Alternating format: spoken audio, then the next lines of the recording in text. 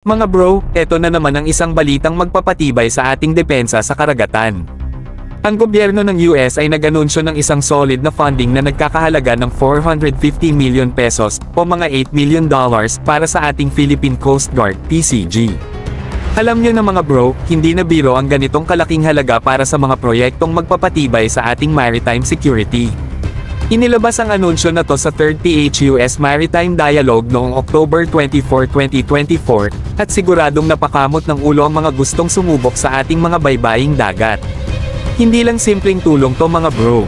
Kasama sa pondo ang mga plano para sa pagpapalakas ng PCG infrastructure, pagpapaganda ng mga training programs, at pagdevelop ng resource acquisition at management planning. Ang funding na ito ay isang patunay na seryoso ang US sa pagpapanatili ng matibay na ugnayan at suporta sa Pilipinas.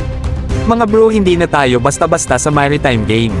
Ang dagdag na ito sa budget ay makakapagbigay sa PCG ng mas maayos na pasilidad at makabagong kagamitan. Mula sa pag-enhance ng kanilang infrastructure hanggang sa paghasa ng kanilang skills, ito na ang pagkakataon para sa PCG na mas maging handa sa anumang sitwasyon. Isipin nyo na lang mga bro, mga bagong training programs na siguradong modernong klase at world class. Hindi lang to magbebenepisyo sa PCG, kundi sa buong bansa na umaasa sa proteksyon nila. Lahat ng yan, habang nagiging mas maalam at mas maabilidad ang ating mga Coast Guard sa pag-handle ng mga critical na sitwasyon. Tapos, andyan pa ang management planning support. Mga bro, ibig sabihin nito mas efficient na ang PCG sa pag-manage ng kanilang resources, na nagpapakita na di lang basta dami ng kagamitan ng labanan, kundi ang pagiging mahusay sa paggamit nito.